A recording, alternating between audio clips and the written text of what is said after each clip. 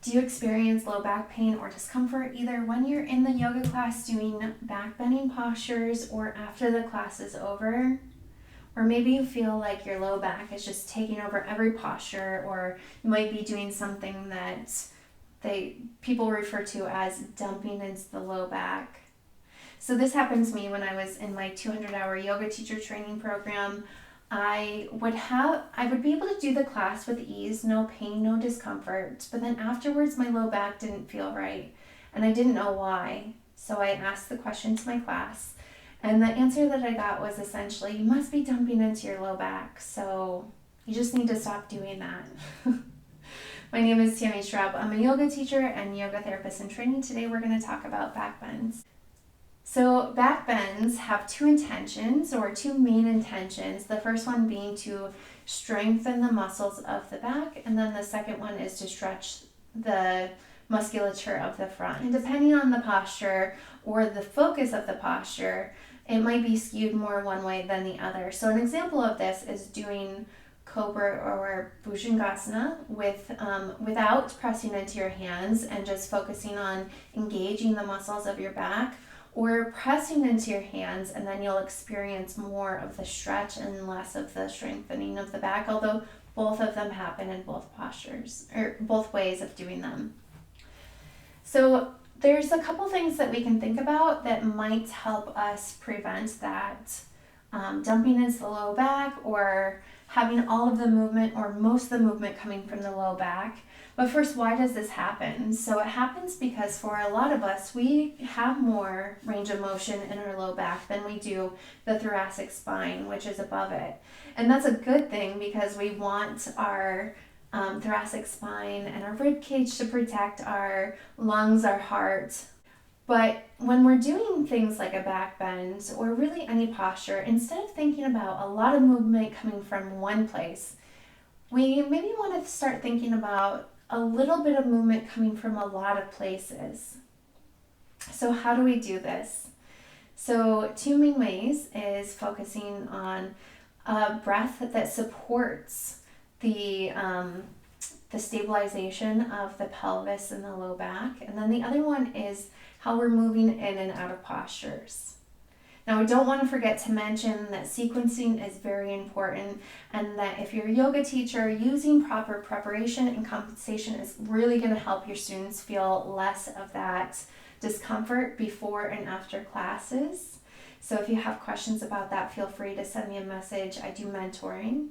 So back to how we approach posture. So the first thing, and perhaps the most important, is our breath. So we use the exhale to stabilize the low back and pelvis. And so when we do that, we can get more movement in the upper back, or at least some movement in the upper back. So why don't we do this? Go ahead and just find a comfortable position wherever you are. And we'll begin with the exhale. So as you exhale, just gently and progressively hugging in your low belly, thinking about from the pubic bone up. And then keep that holding in. And as you inhale, feel your chest expand and rise. And then relax the belly. And then again, as you exhale, gently and progressively hug in the low belly. So you might feel like your spine is shortening a little bit, your posture is getting straighter. And then as you inhale, the chest expands and rises, and you might find a little bit of a back bend quality to that, and then the belly relaxes. And as you exhale, gently hug in your low belly. Don't worry, we're going to do this in a couple of postures. I just want you to be familiar with the way of breath before we do it. And then the second one is how we approach posture. So if you are thinking about getting as much movement as possible in the back, then you might be doing that. You might be, see how my low back gets the most movement? But if you think about instead lifting up or forward and up, getting as much length to the spine as possible, then you'll get more movement along the spine. So let's try it out with some postures, and we'll begin on our hands and knees. So with a posture called Chakravakasana, which is similar to cat-cow. If you don't practice Chakravakasana, this will still be beneficial for you when you do cat-cow, or maybe you'll see that you enjoy this version of Chakravakasana and you'll take that into your yoga class. So let's get on our hands and knees. So in order to feel the difference, I just want you to first do it as you normally would. So if you're not familiar with cat-cow, it's lifting the tailbone, arching the back, and you're basically shortening the spine here, thinking about getting your shoulders and your hips as close as possible. And then the other side of that is the cat, where you push into your hands. And again, you're shortening your spine, but you're getting your shoulders, you're rounding the other way. So let's begin in a neutral spine. So see if you can find that neutral spine. And as you inhale, instead of thinking about moving your back, think about pulling back your shoulders as if you're pulling back on your wrists, and you're lifting your chest and chin just a little bit. So you're not stopping the low back from moving, but you're not focusing on the low back. And then as you exhale, you're going to gently hug in your low belly, and we're bending the elbows, bringing the forearms to the mat, chest towards the thighs, hips towards the heels. And we're going to do it 3 more times. So as you inhale, let's come back to hands and knees. You're leading with your chest and pulling back on the arms as if you were moving them back. And then as you exhale, bringing your forearms down, chest towards your thighs, hips towards your heels. As you inhale, come forward to hands and knees. So you don't have to even really think about your low back. You're thinking more about your upper back. And then as you exhale, gently hug in your low belly, bending your elbows, chest towards your thighs, hips towards your heels. And one more time. So inhale to come forward to hands and knees. And then as you exhale, shifting back into child's pose. And then take your time sitting up on your heels. So if that's the first time you've ever done it that way, it might feel funky, different, because you're not used to it.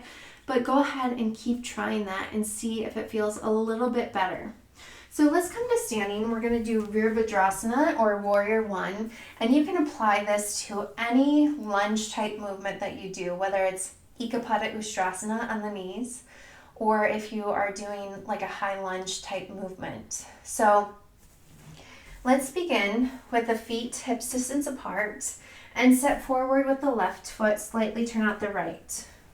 And if you want to just watch for a moment, I'm going to show you the difference. So typically what we see is, we want to get the shoulders over the hips here, but see how there's so much movement in my low back and it really just doesn't feel good. So the difference here is we're going to allow the chest to come forward of the hips. And I know that that's probably not what a lot of you have heard, but you're going to create more movement along the spine when we do that. So it's going to look more like this. The chest is forward and then coming out of it. So let's try it both ways. So go ahead and come into this movement. So left foot forward, right foot is back. And just bringing your arms forward and up. And in this first version, try with your shoulders over your hips and notice what your low back is doing. And then come out of it. And so this time, let's try it with allowing the chest to come forward. So as you inhale, allow your chest to come forward of your hips. And then as you exhale, gently hug in your low belly as you come out of it. So keep that gentle hugging in of your low belly, and this time coming into it on the inhale. So as you inhale, and then exhale. Let's do it one more time. So inhale and exhale. And then step your feet together. And don't worry, we'll do the other side. So go ahead and step your feet together. And this time, right foot forward, left foot slightly turns out.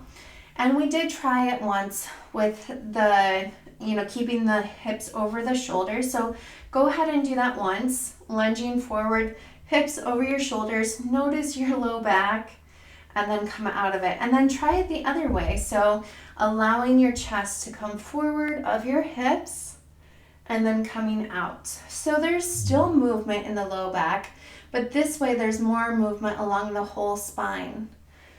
So let's do it 3 times the new way. So as you inhale, lead with your chest coming forward. And then as you exhale, pull in your low belly. Keep that pulling in of your low belly to stabilize your low back, and inhale to lunge forward, chest forward of your hips, and exhale to come out. And one more time, inhale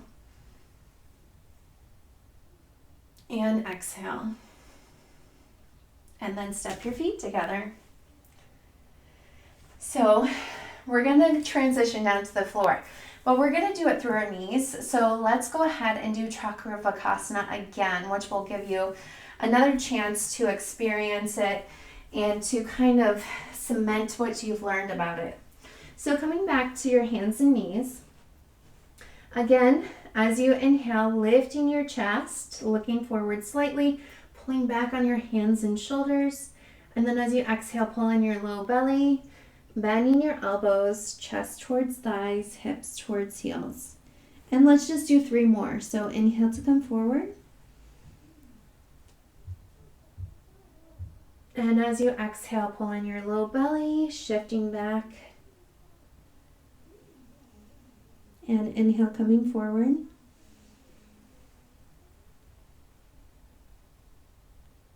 And as you exhale, pull in your low belly. And one more time. Inhale, coming forward.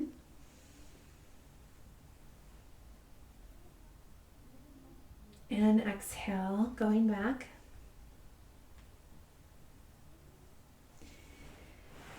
So our next posture is Bhujangasana, or cobra pose. So go ahead and come onto your stomach.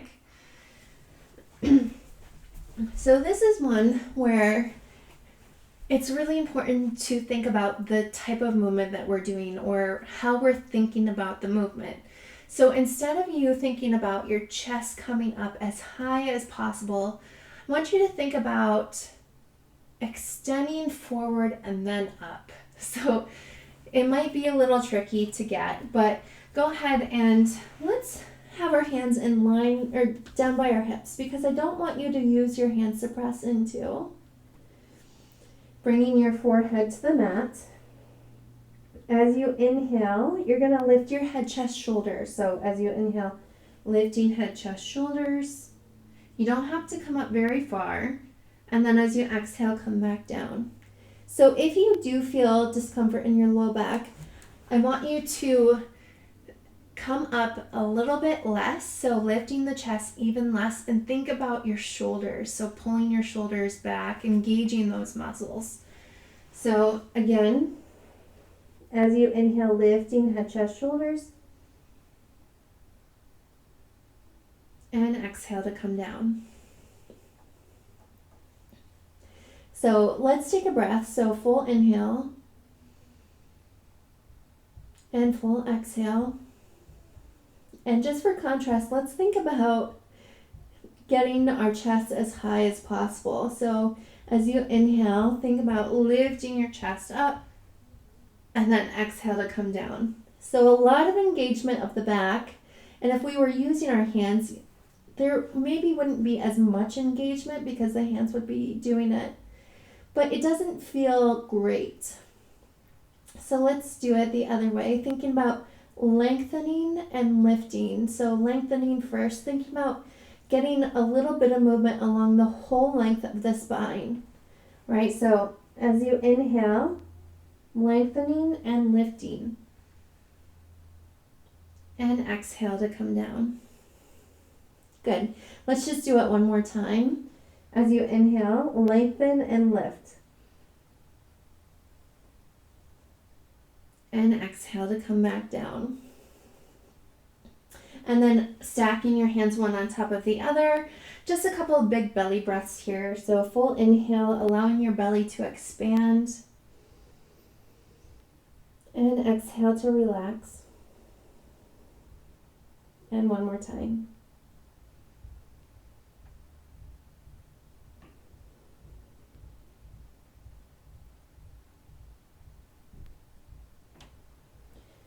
So let's come back to hands and knees one last time, doing Chakravarkasana to compensate for the posture we just did.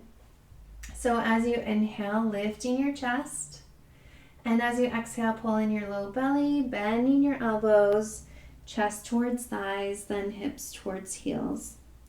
And just go ahead and do 3 more. So inhale to come forward. And exhale, shifting back.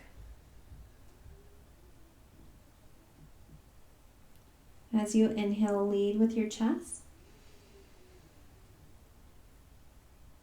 And exhale, gently hugging in your low belly, chest towards thighs, hips towards heels. And one last time, inhale, coming forward. And exhale.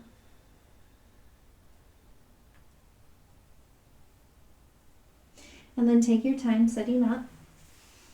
So just to review, we covered what a backbend is, what the intention or function is, and a couple of ways to adjust how we're moving so that we are creating more movement along the whole length of the spine instead of focusing the movement on the low back. And those 2 ways are the way that we breathe, stabilizing the pelvis and the low back with the exhale, and then also thinking about lengthening and then lifting. So creating more length than arching. If you found this valuable, please let me know below. And if you're watching this on YouTube, go ahead and hit that subscribe so you get notified the next time that there's a video.